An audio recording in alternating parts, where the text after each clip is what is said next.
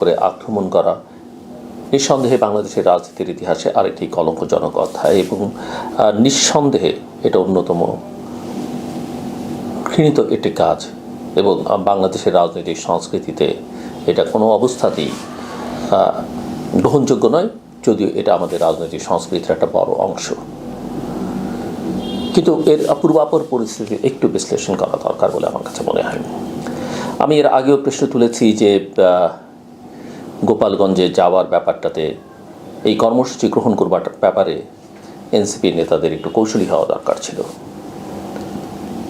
রাজনীতি একটা খেলা এবং খেলায় স্ট্র্যাটেজি থাকতে হয়, এখানটা তো থাকা উচিত ছিল। মনে থাকবার কথা যে অভ্যুত্থানের পরে গোপালগঞ্জে কিন্তু বহুবার আওয়ামী লীগের মিছিল হয়েছে, গোপালগঞ্জের সামরিক বাহিনীর গাড়ির উপরে আক্রমণ হয়েছে এবং আমরা সবাই জানি গোপালগঞ্জ আওয়ামী লীগের ঘাঁটি। গোপালগঞ্জের মানুষ সবাই যে আওয়ামী লীগ থেকে সব কিছু পেয়েছে বা আওয়ামী লীগের শাসনামলে পেয়েছে, ব্যাপারটা এরকম নয়। গোপালগঞ্জের মানুষেরও কিন্তু আওয়ামী লীগের উপরে, শেখ হাসিনার উপরে খুব কষ্ট আছে। আমি ব্যক্তিগতভাবে গোপালগঞ্জের মানুষের সঙ্গে পথ চলতে গিয়ে কথা বলে দেখেছি। অনেকে অসন্তুষ্ট হয়েছেন যে সেখানে যা কিছু করা হয়েছে পরিবারের জন্য বা পরিবারের সদস্যদের জন্যে, সমাধিস্থল বা যে আয়োজন করা হয়েছে তাতে অনেকের জমি জমা নিয়ে নেওয়া হয়েছে এবং সেটা নিয়ে তাদেরকে ক্ষতিপূরণ দেওয়া হয়েছে, কিন্তু মানুষ তাতে অনেক সময় নিজের বসত বাড়ি জমি জমা ছাড়তে চায় না। সেটা যখন বাধ্য হয়েছে তাদের এক ধরনের অসন্তোষ আছে এবং আরও নানা কারণেই অসন্তোষ আছে। এবং গোপালগঞ্জে সকল মানুষ আওয়ামী লীগ করে এমনটা ভাববার কোনো কারণ নেই। সেখানে জাতীয় পার্টির এমপি ছিল এক সময়, সেখানে বিএনপি আছে, তারাও কিছু ভোট পায়, অন্যান্য দলও আছে। এটা যেমন একদিকে সত্য, কিন্তু আরেকটা সত্য আছে, কিছু পাক আর না পাক গোপালগঞ্জের মানুষের খুব স্বাভাবিকভাবেই বঙ্গবন্ধু শেখ মুজিবুর রহমানের প্রতি ভালোবাসা থাকাটা স্বাভাবিক। ওই মাটিতে তার জন্ম এবং এই মানুষটি বাংলাদেশের স্বাধীনতা সংগ্রামে, আপনি পছন্দ করেন কি বা না করেন, স্বাধীনতা সংগ্রামের প্রধান পুরুষ, স্থপতি। বাংলাদেশের স্বাধীনতা সংগ্রামে বা বিভিন্ন সময়ে আন্দোলন সংগ্রামে প্রায় 14টি বছর তিনি জেল খেটেছেন। একটা মানুষের জীবনে 14 বছর হারিয়ে গেলে থাকে কি? এবং নিঃসন্দেহে গোপালগঞ্জের মানুষ গর্বিত যে এই মানুষটি ওই মাটিতে জন্ম নিয়েছিলেন। কাজেই তাদের এক ধরনের আবেগ অনুভূতি থাকা, সেটা অস্বাভাবিক নয়। যেমন বগুড়ার মানুষের জন্য অস্বাভাবিক নয় জিয়াউর রহমানের প্রতি ভালোবাসা, বিএনপির প্রতি এক ধরনের অধিকাংশ মানুষের সমর্থন। রংপুরের মানুষ যেমন হোসেন মোহাম্মদ এরশাদকে, গোটা দেশের মানুষ স্বৈরাচার বলেছে তাকে, কিন্তু রংপুরের মানুষ বারবার তাকে, তার দলকে ভোট দিয়ে জিতিয়েছে। এই বাস্তবতাগুলো অস্বীকার করবার কোনো সুযোগ নেই এবং আমি চাইলেই বাংলাদেশের কোনো একটা অংশকে দেশ থেকে আলাদা করতে পারি না, এই অধিকার আমাদেরকে কেউ দেয়নি। এদেশের প্রতিটি 17 কোটি মানুষ বা প্রতিটা অঞ্চলের মানুষ, এই 56,000 বর্গ মাইলের সবাই কিন্তু বাংলাদেশের নাগরিক, এটা আমাদের মাথায় রাখা দরকার। সো এনসিপি যত কথাই বলুক না কেন যে ইতিহাসে তাদের নামই থাকবে আর কারো নাম থাকবে না, 1971-এ 71 না থাকলে বাংলাদেশের থাকে কি? এবং 71 তো শেখ মুজিবকে বাদ দিয়ে হবে না, কাজেই এটা মাথায় রাখতে হবে। এবং শেখ মুজিবুর রহমানের বা মুক্তিযুদ্ধে যারা অবদান রেখেছেন তাদের নাম যদি আপনি মুছে ফেলতে চান, তাহলে আপনার নাম তো কিছুই না। সেক্ষেত্রে আপনাদের নাম মুছতে বাংলাদেশের জনগণের কতদিন লাগবে? এটা মাথায় রাখা দরকার। এই যে লক্ষ লক্ষ মানুষ গণজাগরণ মঞ্চের সমাবেশে শাহবাগে, হ্যামিলনের বংশীবাদক গণজাগরণ মঞ্চের নেতারা আর মানুষ ছুটল তাদের কাছে, কদিন তাদের পেছনে মানুষ ছুটেছে, এখন তাদের নামও তো খুঁজে পাওয়া যায় না, তাদের অস্তিত্বও খুঁজে পাওয়া যায় না। এবং সেই মঞ্চের প্রধান মানুষটি, প্রধান নায়কটিও কিন্তু এখন অতি সাধারণ একজন মানুষে পরিণত হয়েছেন। 90-এর ছাত্র আন্দোলনের সেই নেতাদের কজন স্মরণ করেন? এমনকি এনসিপির নেতারাই তো তাদের কথা 90-এর আন্দোলনের কথাই স্মরণ করে না, অথচ 9 বছর ধরে সামরিক স্বৈর শাসনের বিরুদ্ধে দেশের মানুষ জীবন দিয়েছে, সংগ্রাম করেছে, ত্যাগ করেছে। এনসিপি সম্মানের সঙ্গে এনসিপির নেতারা তো সেটা স্মরণ করেন না, এটা তাদের মাথায় রাখতে হবে। তাদেরকে অনেকে ছাত্র বলি চালিয়ে দেন, নিঃসন্দেহে তারা ছাত্র, নিঃসন্দেহে 2024-এর ছাত্র জনতার অভ্যুত্থানে তাদের একটা ভূমিকা আছে, কিন্তু এটাকে যখন ছাত্র জনতার অভ্যুত্থান বলা হয় তখন একটু খটকা লাগে। আপনাকে একবারও হিসেব করে দেখেছি যে এখানে কত ছাত্র মারা গেছে, কত সাধারণ মানুষ মারা গেছে, বিভিন্ন শ্রেণী পেশার মানুষ এই আন্দোলনে অংশ নিচ্ছে, শুধু ছাত্ররা নেয়। নিঃসন্দেহে ছাত্রের সামনের সারিতে ছিল এবং ছাত্রদের সবচেয়ে বেশি দেখা গেছে এই কারণে যে দেশের public university, private university, school, college, সামরিক বাহিনী নিয়ন্ত্রিত কলেজগুলোর শিক্ষার্থীরা, স্কুলের শিক্ষার্থীরাও, মাদ্রাসার ছাত্ররা এই আন্দোলনে নেমেছে, বাচ্চা বাচ্চা ছেলেরা নেমেছে, মেয়েরা নেমেছে। এত মেয়েদের অংশগ্রহণ কোনো আন্দোলনে দেখা যায়নি। সে কারণে এই আন্দোলনকে মানুষ ছাত্রদেরকে সবচেয়ে বেশি কৃতিত্ব দেয়। কিন্তু এটা মাথায় রাখতে হবে যে এনসিপির নেতৃত্বের অনেকে ছাত্র হলেও তারা বাংলাদেশের ছাত্রদের আর প্রতিনিধিত্ব করেন না। তারা একটি রাজনৈতিক দল, এবং আপনি যখন একটি রাজনৈতিক দল করবেন, আপনি যে আদর্শই হন না কেন, ডান বা মধ্যপন্থার, আপনার প্রতিপক্ষ থাকবে এবং তারা আপনার বিরোধিতা করবে, তারা আপনার সঙ্গে প্রতিদ্বন্দ্বিতায়, প্রতিযোগিতায় লিপ্ত হবে। এবং এনসিপির নেতারা কি দাবি করতে পারেন যে তারা সারা বাংলাদেশের ছাত্রদের প্রতিনিধিত্ব করেন? নিঃসন্দেহে পারেন না, কোনো অবস্থাতেই পারেন না। এটা কেউ কারো বয়ান হতে পারে, কেউ এটা প্রচার চালাতে পারেন, কিন্তু বাস্তবতা হচ্ছে এনসিপিতে শুধুমাত্র ঢাকা বিশ্ববিদ্যালয়ের কয়েকজন বৈষম্যবিরোধী ছাত্র আন্দোলনের নেতা মিলে এই সংগঠনটি করেছেন। অন্যান্য বিশ্ববিদ্যালয়ের ছাত্রদের বা সেই ছাত্রনেতাদের বা সেই সমন্বয়কদের প্রতিনিধিত্ব কতটা আছে এনসিপিতে? কতটা আছে প্রাইভেট ইউনিভার্সিটির ছাত্রদের প্রতিনিধিত্ব? কতটা আছে সারা দেশের কোটি কোটি ছাত্র, স্কুল কলেজের ছাত্রদের, মাদ্রাসার ছাত্রদের প্রতিনিধিত্ব? একদমই নেই। নারীদের, ছাত্রীদের প্রতিনিধিত্ব কি এনসিপিতে আছে? আর ছাত্রদের তো কোনো রাজনৈতিক দল হতে পারে না। আজকে যে ছাত্র, কালকে সে ছাত্র নয়, আজকের এনসিপি নেতারা ছাত্র, আগামী দিন থাকবেন না। কাজে আমি মনে করি এই ভ্রান্তিটা এনসিপিকে দূর করতে হবে। এনসিপিকে মাথায় রাখতে হবে যে তারা ওখানে যখন গেছেন, এই সমাবেশটা খুব একটা সফল সমাবেশ তাদের ছিল না, খুবই অতি সাধারণ একটা সমাবেশ ছিল। এবং তাদের পাশে অন্যান্য সংগঠনগুলো, নেতাকর্মী, সমর্থকরা যে ছিল, তারা দাঁড়ালো না কেন? কেন সেখানে বিএনপি, জামাত বা অন্য দলগুলো দাঁড়ালো না? এটা কিন্তু মাথায় রাখতে হবে। বিএনপির বিরুদ্ধে তো দুদিন আগেও এনসিপি, জামাত মিলে বিএনপির নেতা তারেক রহমান বিএনপির বিরুদ্ধে কী ধরনের স্লোগান দিয়েছেন, কত নোংরা নোংরা স্লোগান তারা দিয়েছেন, জাস্ট একটা ঘটনা থেকে রাজনৈতিক সুবিধা আদায় করবার জন্য। এবং গত 11 মাসে তারা কত রকমের বাজে কথা বলেছেন।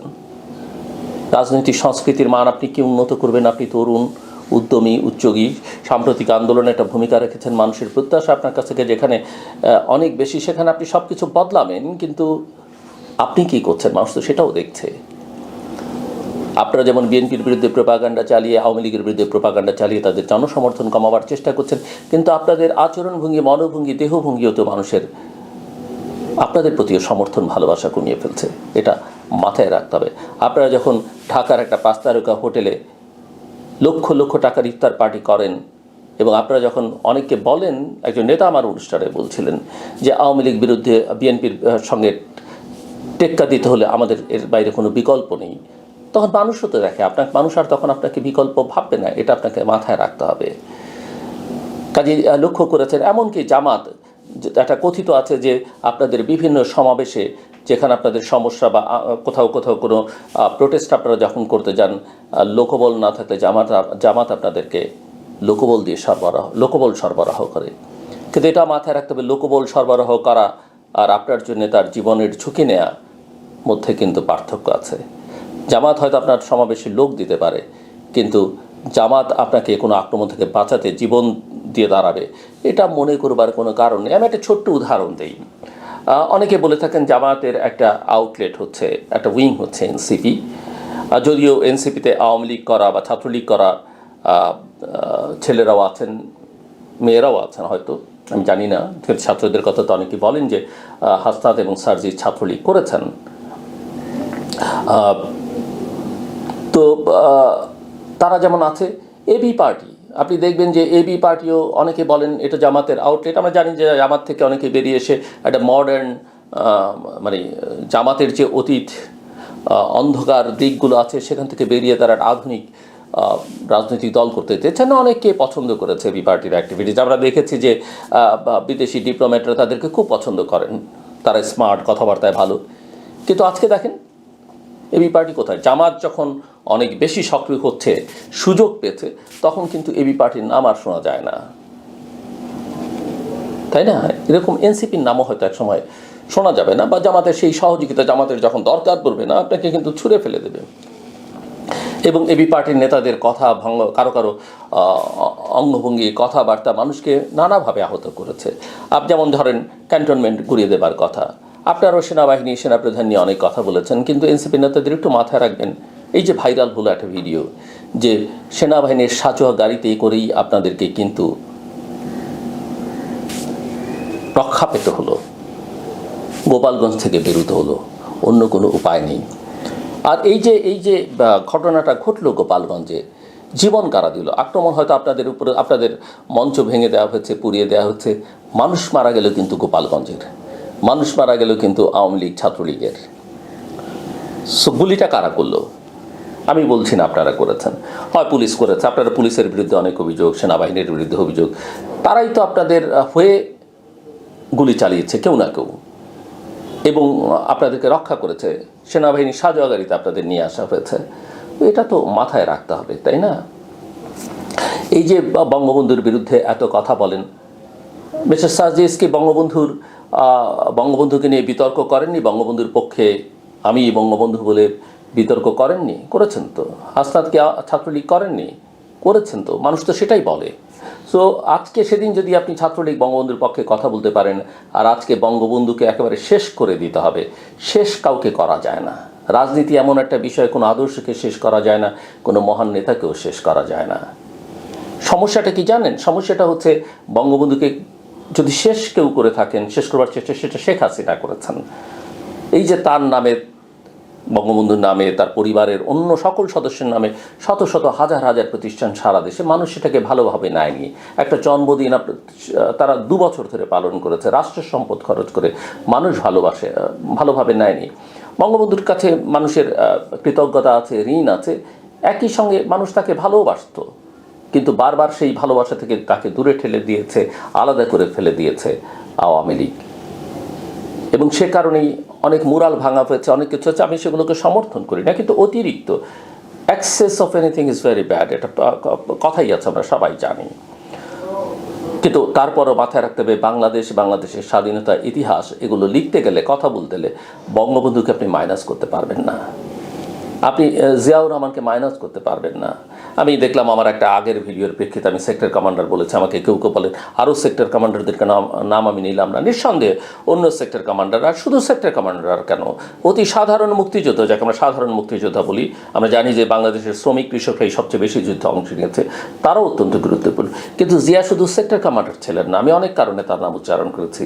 জিয়া একটা ফোর্সের, 3টা ফোর্স ছিল আমাদের মুক্তিযুদ্ধে, আপনারা জানেন, জেনারেল শফিউল্লাহ, জেনারেল জিয়া এবং জেনারেল খালেদ মোশাররফের নামে, এবং জিয়া তাদের মধ্যে একজন, অন্যতম একজন। জিয়া বাংলাদেশের সেই সশস্ত্র বাহিনীর কর্মকর্তাদের মধ্যে সবচেয়ে সিনিয়র একজন ছিলেন, যে কারণে তাকে স্বাধীনোত্তর বাংলাদেশের সেনাপ্রধান না করায় তিনি কিছু অসন্তুষ্ট হয়েছেন, এবং তার অনুসারীর অসন্তুষ্ট হয়েছিলেন, তাকে উপপ্রধান করা হয়েছিল। উপপ্রধান কোনো পদ ছিল না, কিন্তু করা হয়েছিল, এবং পরে তিনি সেনাপ্রধান হয়েছেন, এবং তিনি রাষ্ট্রের প্রধান হয়েছেন, এবং তিনি বাংলাদেশে বহুদলীয় গণতন্ত্রকে ফেরত এনেছিলেন, যেখানে আওয়ামী লীগ বাকশাল এবং একদলীয় শাসন কায়েম করেছিল। আমি সে কারণে জিয়ার নাম উচ্চারণ করেছি। কাজেই এটা মাথায় রাখতে হবে যে মুরাল না থাকুক, নামে কিছু না থাকুক, আপনি মহাত্মা গান্ধীর নামের জন্য কোথাও কিছু দরকার নেই, মানুষ বছরের পর বছর তাকে স্মরণ রাখবে। নেলসন ম্যান্ডেলাকে মানুষ স্মরণ রাখবে, মার্টিন লুথার কিংকে মানুষ সহস্র বছর পরেও তাদের কথা মানুষ বলবে। আপনি দেখেন ক্রিকেটে অনেকের অনেক রেকর্ড অনেকে করেন, কিন্তু Viv Richards, Sachin Tendulkar, Brian Lara, তাদেরকে মানুষ অন্য মাত্রায় দেখে। তাদের রেকর্ডও হয়তো কেউ ভেঙে ফেলতে পারেন, কিন্তু ওই মাপের খেলোয়াড় কিন্তু পৃথিবীতে বিরল। সঙ্গীত জগতে আপনি দেখেন 1000 বছর ধরে অনেকের গান আমরা শুনি, তাদের জন্য বিশেষ কিছু করতে হয় না। এরকম বহু জায়গা আছে, বহু মানুষ আছে। আমরা মাদার তেরেসার কথা বলি, তার জন্য তার নামে কি হওয়ার প্রয়োজন আছে? কোনো কিছু হওয়ার প্রয়োজন নেই। সো মানুষের মনে যদি কিছু থাকে, সেটা আপনি নিঃশেষ করে দিতে পারবেন না, আর জোর করে কাউকে প্রতিষ্ঠাও করতে পারবেন না, এটা কিন্তু মাথায় রাখতে হবে। এবং আপনাদের সমস্যাগুলো কোথায় দেখেন? এই যে গোপালগঞ্জের ঘরে ঘরে অভ্যুত্থানের পতাকা উড়বে, এটা তো জোর করে বলবার দরকার নেই। অভ্যুত্থানে কি শুধু আপনারাই অংশ নিয়েছেন? এই যে জুলাই আগস্ট অভ্যুত্থানের কৃতিত্ব শুধু আপনারা নেবার চেষ্টা করেন, এটা তো বিএনপির মতো একটা বড় দল, ইভেন জামাত ইসলামী সেই দাবি করেনি যে তারাই সব করেছে। এটা একটা স্বতঃস্ফূর্ত সংগ্রাম, স্বতঃস্ফূর্ত আন্দোলন। বাংলাদেশের প্রতিটি মানুষ অ্যাকসেপ্ট আওয়ামী লীগের নেতাকর্মী বা সমর্থকরা পাচ্ছে, কিন্তু তাদেরও পরিবারের অনেকে এই আন্দোলন সংগ্রামে অংশ নিয়েছে, যারা অসন্তুষ্ট ছিল, ক্ষিপ্ত ছিল, যাদের বিবেক জাগ্রত ছিল। কাজেই এটাকে এভাবে দেখবার কোনো সুযোগ নেই। আওয়ামী লীগকে আপনি শেষ করে দেবেন, নিঃশেষ করে দেবেন, আমি মনে করি এগুলো করে আওয়ামী লীগের প্রতি মানুষের সহানুভূতি বাড়ছে। কারণ মানুষ যখন আপনার আচরণ দেখছে, আপনার অ্যাগ্রেসিভ ভাবটা দেখছে, আগ্রাসী রূপটা দেখছে, তখন কিন্তু মানুষ কোনো পরিবর্তন যখন দেখে না, তখন মনে করবে আগেই তো ভালো ছিল। যে আমরা শুনি না, পাকিস্তান আমলেই ভালো ছিল। 53 বছরে বাংলাদেশের উন্নয়ন হবার পরেও বাংলাদেশে অনেক বয়োবৃদ্ধ মানুষের মধ্যে দেখবেন বললে আগেই ভালো ছিল। এখনও তো অনেকে বলতে শুরু করেছে যে শেখ হাসিনার আমলই তো ভালো ছিল। কাজে এটা বোঝার খুব জরুরি এবং মাথায় রাখতে হবে, রাজনীতিটা জোর করে করা যাবে না। রাজনীতি করতে হলে মানুষের মন জয় করতে হবে। আপনার আদর্শ কর্মসূচি এগুলো নিয়ে এগিয়ে যেতে হবে। এই যে পুলিশ, আমরা দেখলাম যে আপনারা বললেন একজন উপদেষ্টা আসিফ মাহমুদ সজীব স্ট্যাটাস দিয়ে বললেন যে পুলিশ কন্ট্রোল রুম থেকে এটা মনিটর করা হচ্ছে গোপালগঞ্জের ইস্যু। সেখানে স্বরাষ্ট্রমন্ত্রী আছেন, সেখানে বিভিন্ন আইন শৃঙ্খলা রক্ষাকারী বাহিনীর প্রধানরা আছেন এবং যুব ক্রীড়া উপদেষ্টাও আছেন, অর্থাৎ আসিফ মাহমুদ সজীব ভুঁইয়া আছেন। আমার প্রশ্ন, কোন যোগ্যতায়, কোন বিবেচনায় আসিফ মাহমুদ সজীব ভুঁইয়াকে সেখানে থাকতে হবে বা অন্য কেউ নয় কেন? এই কারণে কি যে আসিফ মাহমুদ সজীব ভুঁইয়া এনসিপির সঙ্গে সম্পর্কিত? অস্বীকার তো করতে পারবেন না। এবং সে কারণে আমি বারবার বলি যে এই সরকার নিরপেক্ষ নয়, এবং এই কারণেই মানুষের মধ্যে একটা ধারণা যে এনসিপি সরকারি দল, যে কারণেই মানুষের মধ্যে ধারণা এই সরকার একটা নিরপেক্ষ নির্বাচন করতে পারবে না। সক্ষমতার প্রশ্ন তো আছেই। এটা কিভাবে হয়? আবার দেখেন, আসিফ মাহমুদ সজীব ভুঁইয়া একটা স্ট্যাটাস দিলেন নৌকা প্রতীক নিয়ে। ইলেকশন কমিশন তার ওয়েবসাইট থেকে নৌকা প্রতীকটা সরিয়ে ফেলল। নৌকার সঙ্গে তো, প্রতীকের সঙ্গে বাংলাদেশের ইতিহাস ঐতিহ্য সম্পর্কিত। বাদ দেন, আওয়ামী লীগ প্রতীক আপনি বাদ দিতে পারেন, বা তার যেহেতু ইলেকশন কমিশনের সচিব বলেছেন যে তাদের কার্যক্রম যেহেতু স্থগিত, এটা এখন রেখে দেওয়া হচ্ছে, ভবিষ্যতে দেখা যাবে। কিন্তু আমার কথা হলো যে মাত্র সজীব ভুঁইয়ার একটা ফেসবুকে স্ট্যাটাসের প্রেক্ষিতে পরের দিনই ইলেকশন কমিশনকে এই সিদ্ধান্ত নিতে হলো। তাহলে ইলেকশন কমিশন কি সরকারের কথায় চলে? যে কারণে অনেকে প্রশ্ন তুলেন যে প্রধান নির্বাচন কমিশনার, নিঃসন্দেহে আমি নির্বাচন কমিশনের অবস্থান ভূমিকা নিয়ে কোনো প্রশ্ন তুলতে চাই না, কিন্তু এই প্রশ্নগুলো খুবই গুরুত্বপূর্ণ। যে প্রধান নির্বাচন কমিশনার সম্প্রতি সৌজন্য সাক্ষাৎ বলেছেন অন্তর্বর্তী সরকার প্রধান অধ্যাপক মোহাম্মদ ইউনূসের সঙ্গে সাক্ষাৎ করেছিলেন, আমরা সবাই জানি। কিন্তু আমরা কি ইতিহাসে এরকম খুব, আমার তো মনে পড়ে না আমরা দেখেছি যে প্রধান নির্বাচন কমিশনার সরকারের নির্বাহী বিভাগের প্রধানের সঙ্গে কখনো দেখা করেন। তাকে তার নিরপেক্ষতা বজায় রাখতে হয় এবং সে কারণে তিনি বড়জোর রাষ্ট্রপতির সঙ্গে দেখা করতে পারেন, তিনি কোনো রাষ্ট্রীয় অনুষ্ঠানে তার সঙ্গে দেখা সাক্ষাৎ হলেও হতে পারে, কিন্তু তার সঙ্গে বা রাষ্ট্রপতির আহ্বানে গিয়ে সরকার প্রধানের সঙ্গে তার দেখা হতে পারে। কিন্তু শুধু সরকার প্রধানের সঙ্গে সৌজন্য সাক্ষাৎ, প্রধান নির্বাচন কমিশনার, প্রধান বিচারপতিও সাম্প্রতিককালে দেখা করেছেন। এবং আমি মনে করি বাংলাদেশের ইতিহাসের অত্যন্ত যথাযথ যোগ্য প্রধান বিচারপতি আমাদের এখন আছে, কিন্তু তিনিও প্রধান উপদেষ্টার সঙ্গে দেখা করেছেন। তিনি কি প্রধান উপদেষ্টার সঙ্গে দেখা করতে পারেন বা দেখা করা সমীচীন? এটা মানুষের মধ্যে কী ধরনের বার্তা দেয়? এবং তারপরেই মানুষ নানা রায় নিয়ে প্রশ্ন তুলেছে এবং নানা রায় নিয়ে মানুষের মধ্যে প্রশ্ন উঠতে পারে, যেটা নির্বাহী বিভাগের নির্দেশনাক্রমে হচ্ছে। আমি আমাদের বিচার বিভাগ নিয়েও কথা বলতে চাই না, এবং আমি মনে করি যে তারা এখন অনেক ভালো কাজ করছে। প্রধান বিচারপতি তো আমি বললামই আমাদের ইতিহাসের এই মুহূর্তে সাম্প্রতিক ইতিহাসের সবচেয়ে যোগ্যতম মানুষ প্রধান বিচারপতি। কিন্তু ছোট ছোট কিছু জিনিস আছে যেগুলো সরকার সম্পর্কে, ওই সাংবিধানিক পদগুলো প্রধান কর্তাদের সম্পর্কে বা সাংবিধানিক প্রতিষ্ঠানগুলো সম্পর্কে মানুষের মনে প্রশ্ন জাগে। এইসব প্রশ্নের সুরাহা খুব জরুরি। আমি আগেও বলেছি বিএনপি লন্ডন বৈঠকের মধ্যে দিয়ে ট্র্যাপে পড়েছে। এই জুনের পরে গত কয়েক দিনের কয়েক সপ্তাহের ঘটনা এটা প্রমাণিত হয়েছে যে বিএনপি আসলে ধীরে ধীরে ব্যাকফুটে চলে যাচ্ছে। বিএনপির নেতারা যত কথাই বলুন না কেন, হিসেব করে দেখবেন রাজনীতিতে ভুল করলে তার মূল্য অনেক চরমভাবে দিতে হয়। বিএনপিকে এখন যে কোনো ইস্যুতে কথা বলতেছে, কোন কথা বলা উচিত তার, কোন কথা বলা উচিত না, কোন কথা কতটুকু বলা উচিত, সেটাও তারা বিএনপি নেতৃবৃন্দ অনেক সময় বুঝতে পারছেন না বলেই অনেক কিছু তাদের নিয়ন্ত্রণের বাইরে চলে যাচ্ছে, অথচ এটা যাবার কথা নয়। বাংলাদেশে যখন আওয়ামী লীগ প্রায় নেই, এবং আওয়ামী লীগ থাকলেও আসলে আওয়ামী লীগ যা করেছে সেটা থাকলেও একটা ফ্রি ফেয়ার ইলেকশন হলে অনেকেই বিশ্বাস করেন রাজনৈতিক বিশ্লেষকদের যে বিএনপি হয়তো জনগণের ভোট দিয়ে ক্ষমতায় যাবে। কিন্তু বাস্তবতা হচ্ছে যে বিএনপি আসলে নিজের শক্তি, নিজের অবস্থান সম্পর্কে তার সুস্পষ্ট কোনো ধারণা নেই, যে কারণেই প্রায় শীর্ষে অনেকখানি এগিয়ে গিয়ে আবার পিছিয়ে যায়। এই ভুলগুলো বিএনপি নেতৃবৃন্দ করছে। জামাতে আমরা জানি 19 তারিখে ঢাকায় মহাসমাবেশ সেটা করবে, এবং সারা দেশেই তাদের বেশ আয়োজন। ঢাকার অলিতে গলিতে মাইকে তাদের সমাবেশের ঘোষণা এবং দলীয় প্রধানের শুভেচ্ছা তারা জানাচ্ছেন। সারা দেশ থেকে লোকজন আসবে এবং বলাই যেতে পারে যে এই সমাবেশ দিয়ে জামাত তার একটা শক্তি প্রদর্শন করবে। কিন্তু এই শক্তি দেখেই আবার কেউ বিভ্রান্তচার না হন, কারণ জামাত সারা দেশে তার যত সম্বল আছে সব কিছু এক জায়গায় করবে এবং সেটা তার করবার সামর্থ্য আছে।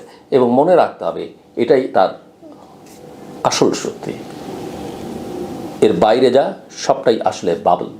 আমি জামাতকে ছোট করছি না, জামাত অনেক ডিসিপ্লিনড অর্গানাইজেশন, তার আদর্শ নিয়ে আদর্শিকভাবেও তাদের নেতাকর্মীরা অনেক শক্তিমান তাদের জায়গায়, সেটা আমি পছন্দ করি কিংবা না করি। কিন্তু জামাতেরও রাজনৈতিক ইতিহাসে যথেষ্ট বহু ভুল আছে, যেমন বাংলাদেশের বামপন্থীদের ভুল আছে। সো এই জায়গাগুলো আসলে আমাদের চুরচেরা বিশ্লেষণ করতে হবে। সমাধান একটাই, যে ধরনের ঘটনা ঘটেছে সেই ধরনের ঘটনা আর যে ঘটবে না সেটা আমরা বলতে পারি না। কিন্তু লক্ষ্য করে দেখেন মিটফোর্ডের সোহাগের মৃত্যুর ঘটনা, আমরা আলোচনা করছিলাম, আমাদের যে আবেগ অনুভূতি সবটা ছেড়ে দিয়ে আমরা পরিস্থিতি বিশ্লেষণ করবার চেষ্টা করি, সেটা রেশ কাটতে না কাটতে কিন্তু গোপালগঞ্জের ঘটনা। সো বাংলাদেশে এটাই হয়, একটা ঘটনা ঘটে, 2-4 দিন না যেতে আরেকটা নতুন ঘটনা আসে, আগের ঘটনা আমরা ভুলে যাই। কিন্তু একটা ঘটনা সবগুলো যদি আপনি জোড়া লাগান তাহলে দেখবেন দেশের পরিস্থিতি খুবই খারাপ। প্রধান উপদেষ্টা বলছেন তার দেশের আইন শৃঙ্খলা পরিস্থিতি স্ট্যাবল আছে, খুব ভালো আছে, কিন্তু যে পরিসংখ্যান তিনি দিয়েছেন সেই পরিসংখ্যান দেখলেই বোঝা যায় যে 2020, 21, 22 থেকে বা ওই সময় থেকে যে আমরা দেখি বা গত 5-7 বছরের ট্র্যাক রেকর্ড যদি দেখি, তার পরিসংখ্যানটুকু যদি আমরা বিবেচনায় নিই, সেগুলোর চেয়ে দেশের আইন শৃঙ্খলা পরিস্থিতি কিন্তু এখন অনেক অনেক অনেক খারাপ। সব রেকর্ডই সেটা বলে। কাজে একটাই সমাধান আমি দেখি, সেটা হচ্ছে নির্বাচন, এবং নির্বাচন একটা ভালো নির্বাচন, অবাধ, সুষ্ঠু, গ্রহণযোগ্য, অংশগ্রহণমূলক, প্রতিযোগিতামূলক একটা নির্বাচন, আন্তর্জাতিক মানসম্পন্ন নির্বাচন। সেই নির্বাচন জরুরি, যত দ্রুত হয় তত ভালো। যার অধীনে হোক, যে কারো অধীনে হতে পারে, আমি ঠিক বলছি না যে এই সরকার, কারণ এই সরকারের নিরপেক্ষতা নিয়ে অনেকের মধ্যেই প্রশ্ন আছে, আমার মধ্যে আছে, এই সরকারের সক্ষমতা সম্পর্কের প্রশ্ন আছে। কিন্তু নির্বাচন আমাদের চাই, দ্রুত চাই, এবং নির্বাচন করবার জন্য 90 দিনের বেশি প্রস্তুতির দরকার নেই। আমার কথা শুনবার জন্য আপনাদের অসংখ্য ধন্যবাদ, আপনাদের সবার জন্য শুভকামনা।